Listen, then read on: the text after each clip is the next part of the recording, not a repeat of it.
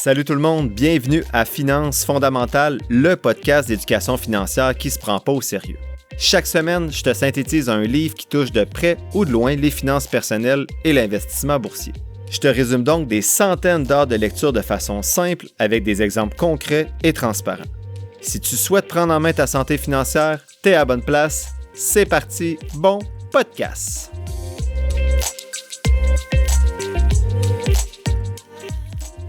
Salut tout le monde, bienvenue au 89e épisode de Finances fondamentales. Bien content d'être avec vous aujourd'hui pour faire la synthèse d'une vidéo de Ben Félix qui a été publiée en 2023 sur YouTube qui s'intitule International Diversification, donc la diversification internationale. Avant de commencer, je vous rappelle que les informations qui sont communiquées dans le podcast sont dans un but strictement éducatif et ne constituent pas des conseils financiers. Je t'invite à consulter un professionnel pour des conseils spécifiques à ta situation puisque je ne peux pas être tenu responsable de tes décisions financières. C'est le premier d'une trilogie de vidéos de Ben Félix que j'ai écouté dernièrement et que j'ai bien apprécié que je vous partage sur le podcast. Donc Ben Félix, je le rappelle, c'est un YouTuber que j'apprécie énormément qui se base sur des études scientifiques. Donc, je vous invite notamment à écouter les épisodes 15 et 39. C'est des vidéos précédentes que j'avais résumées de sa chaîne. Dans l'introduction de son vidéo, Ben Félix dit que les actions internationales performent moins bien que les actions américaines depuis environ 100 ans. Donc, le marché américain est diversifié, représente plus de 50% du marché mondial, donc presque 70% en fait, et les compagnies qui composent sont partout sur la planète. Donc, la diversification internationale est devenue de moins en moins efficace avec le temps. Ces arguments-là, pour se concentrer juste sur les actions américaines, semblent intéressants au premier abord, mais Ben Félix dit que ces arguments-là ne sont pas réellement intéressants. En effet, la diversification internationale est critique autant théoriquement qu'en pratique pour construire un bon portefeuille d'investissement. Il dit qu'il va nous expliquer dans la vidéo pourquoi la diversification internationale est essentielle dans votre portefeuille. Je trouve intéressant de vous partager sa réflexion parce que je reçois beaucoup de questions si on devrait surpondérer le marché américain, ce que je ne fais pas nécessairement, donc on va voir sa réponse à lui. Quand il parle d'international, pour lui, c'est tout ce qui est à l'extérieur des États-Unis, donc ça inclut le Canada. Premier élément de synthèse, c'est risque, corrélation et rendement. Donc selon une étude de Markowitz et collaborateurs, le risque d'un portefeuille n'est pas nécessairement défini par la moyenne de risque de toutes les positions dans le portefeuille, mais plutôt par leur corrélation, donc comment ils vont bouger ensemble. Donc en choisissant des actions qui ne bougent pas ensemble, on augmente le rendement potentiel sans augmenter les risques. Ou bien, on diminue le risque sans diminuer le rendement potentiel. Deuxième élément de synthèse, c'est miser sur le bon cheval. Donc quand on est diversifié, on a toujours les meilleurs marchés, donc notamment le marché américain, mais on a aussi les pires marchés.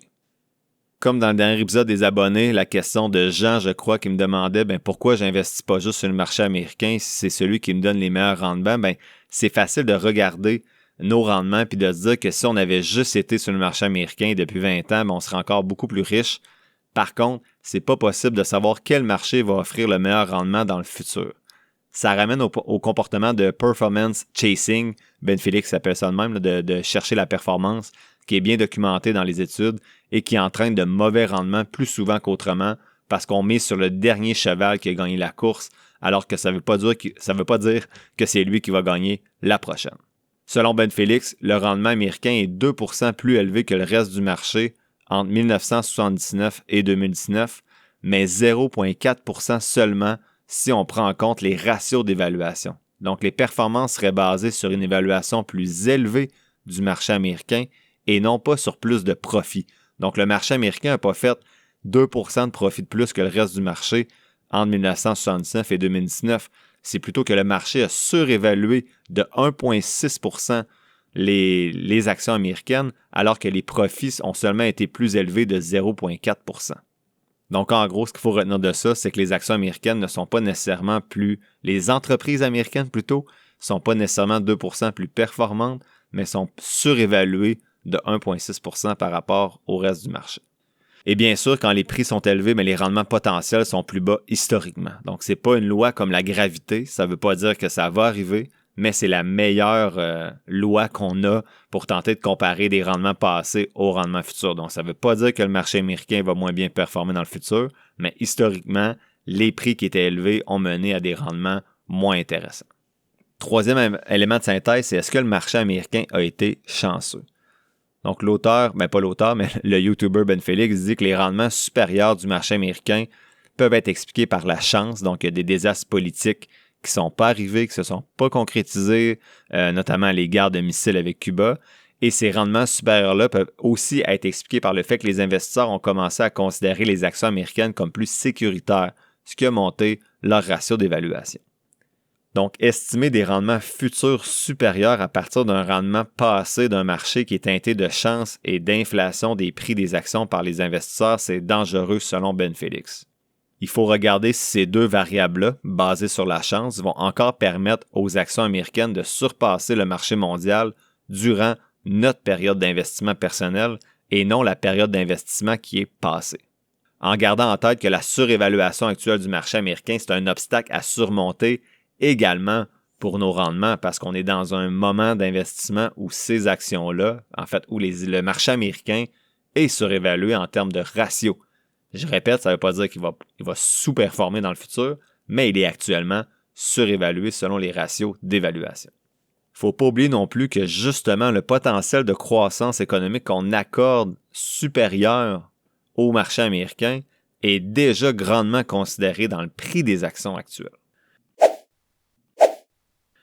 Le quatrième élément de synthèse, c'est les rendements internationaux. Donc, à court terme, oui, les rendements du marché international sont de moins en moins intéressants, mais les études montrent que pour un horizon à long terme, ce n'est pas le cas.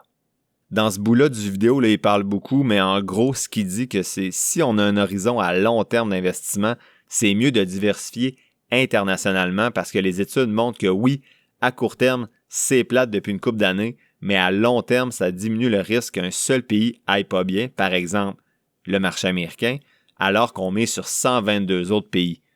Donc, c'est le même principe que de miser sur une seule compagnie par rapport à miser sur un FNB, mais ici, on y va d'un point de vue géographique, donc de ne pas miser sur un seul cheval ou un seul pays. Donc, on ne peut pas savoir ça va être qui les pays gagnants dans les 30 prochaines années. Est-ce que ça va être le marché américain? Tant mieux, vous en avez quand même 50, 60, 65% dans votre portefeuille. Est-ce que ça va être un autre pays? Si vous êtes diversifié, vous en profitez. Si vous n'êtes pas, si vous n'êtes pas diversifié, vous allez avoir manqué une partie des rendements du marché international. Il y a une étude qui montrait que de 1990 à 2019, les actionnaires domestiques, donc par exemple un Américain qui investissait juste en Amérique, avait 13% de chance de perdre du pouvoir d'achat sur 30 ans, alors qu'une personne qui était diversifiée à l'international, qu'elle soit américaine ou non, avait seulement 4% de chance de perdre du pouvoir d'achat sur 30 ans. Donc, ça montre que la diversification internationale diminue les risques d'investissement sans diminuer les rendements potentiels. Sauf si on se fie bien sûr aux 20 dernières années, mais ça ne veut pas dire que c'est ça qui va arriver dans le futur, je le répète.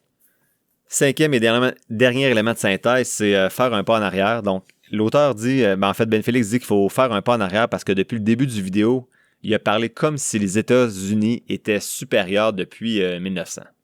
En moyenne, oui, le marché américain a été supérieur, mais il y a eu des périodes où les rendements américains ont été moins bons que le marché international.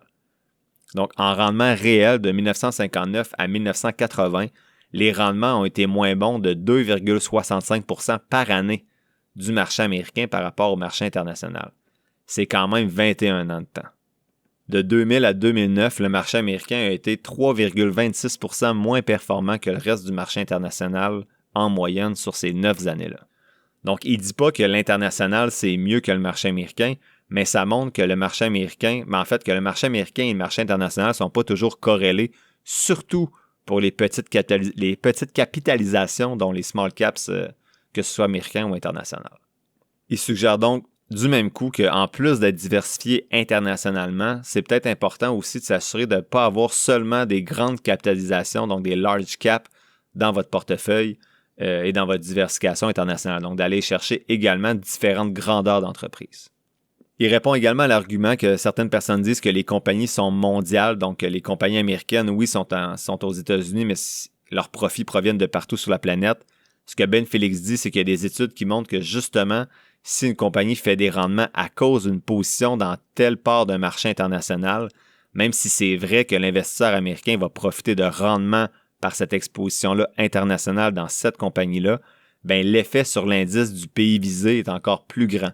Donc, par exemple, si une compagnie américaine comme Apple a des profits, on va dire, en Inde, les profits de Apple ont un impact encore plus grand sur l'indice du pays en Inde que sur les profits ou sur l'investisseur qui a investi dans Apple. Donc là, c'est un exemple vraiment fictif avec une compagnie que je connais et un pays qui m'est venu en tête, là.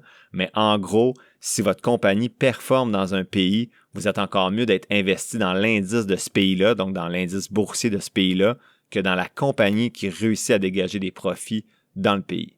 Encore une fois, je vous rapporte les propos plutôt de Ben Félix. Je n'ai pas fait ces études-là personnellement, donc à vous de peut-être creuser davantage ce sujet-là pour voir si réellement la diversification internationale a ces avantages-là. En conclusion, la diversification internationale est primordiale selon Ben Félix dans un portefeuille d'investissement. C'est facile de se sentir en sécurité ou supérieur quand on investit dans des actions de notre pays ou d'un pays voisin. Par contre, les succès passés et les attentes élevées qui sont déjà reflétées dans le prix actuel des actions américaines notamment fait en sorte que ça va être difficile dans les rendements futurs de refléter ce qui s'est passé justement dans les dernières années. Puisqu'on ne sait pas quel pays va être gagnant dans le futur, la meilleure stratégie, c'est d'être diversifié au niveau international. Ma position, j'ai essayé de ne pas trop me positionner dans cette synthèse-là parce que c'est quand même sensible. Je ne fais pas de recommandations, c'est sûr, mais moi, mon choix, c'était d'accorder à chaque marché sa valeur à peu près qu'elle a sur l'échiquier mondial, hormis une surpondération pour le Canada pour des raisons fiscales. Donc, je sous-pondère un peu d'autres pays parce que j'ai environ 60% US, 10% canadien, 30% international. Donc, le US, c'est OK, là, mais le Canada est surpondéré au détriment un petit peu du US, de l'international qui pourrait être un peu plus élevé. Je devrais donc baisser un peu mon Canadien pour avoir un peu plus de US et d'international, mais honnêtement, je suis super à l'aise avec mon choix pour des raisons fiscales, là, puis aussi des raisons que j'aime bien mon pays. Vous, c'est quoi? C'est toujours tannant de se dire qu'on va diversifier international et voir finalement dans 20 ans qu'on a perdu 2% de rendement annualisé. Donc, c'est vraiment à vous de voir. Moi, je préfère le free lunch là, potentiel d'être investi, mais en fait d'être diversifié dans tous les pays. Mais il y a certains qui souhaitent avoir, mettons, 50% exécuté pour avoir un peu le marché global, mais également avoir 50% dans VFV pour surpondérer le marché américain. Puis c'est bien correct aussi si ça répond à vos objectifs et votre profil d'investisseur. Qu'est-ce que je retiens de toute cette vidéo-là? En gros, diversifier son portefeuille avec un indice qui suit les marchés hors Amérique, c'est un choix judicieux pour diminuer le risque tout en maintenant nos rendements. La semaine prochaine, je fais la synthèse d'une deuxième vidéo de Ben Félix qui a été publiée en 2023 qui s'intitule Covered Call ETF. Donc des FNB qui permettent d'avoir une stratégie alternative complexe pour faire plus de rendement tout en protégeant nos actions. On va voir si ces produits-là fonctionnent bien. Ce jeudi, je vous présente les positions 19 à 21 dans mes analyses de mars 2024, soit la position 19 Dorchester Minerals, donc DMLP, la position 20 qui est Monster Inc. MNST et la position 21 qui est Cal-Maine Foods CALM. L'épisode tire à sa fin, j'espère que tu l'as apprécié et merci d'avoir passé un peu de temps avec moi aujourd'hui. Si tu apprécies le podcast, il y a 3 choses gratis que tu peux faire pour m'aider. 1. Partager le podcast sur tes réseaux sociaux. 2. T'abonner, suivre ou donner quelques étoiles au podcast selon la plateforme sur laquelle tu m'écoutes. Et 3. Me suivre sur la page Facebook du podcast. Si tu veux me soutenir davantage, tu peux t'abonner pour $3,99 par mois au podcast et ainsi avoir accès à un épisode spécial supplémentaire chaque mois, en plus d'avoir accès à mon outil d'analyse. Toutes les informations pour me soutenir sont quelque part dans la description de l'épisode. Sinon, oublie pas que je ne suis pas un expert, prends jamais ce que je dis pour du cash, fais toujours tes propres recherches. Sur ce, merci encore pour ton écoute et on se voit dans le prochain épisode de Finances fondamentales.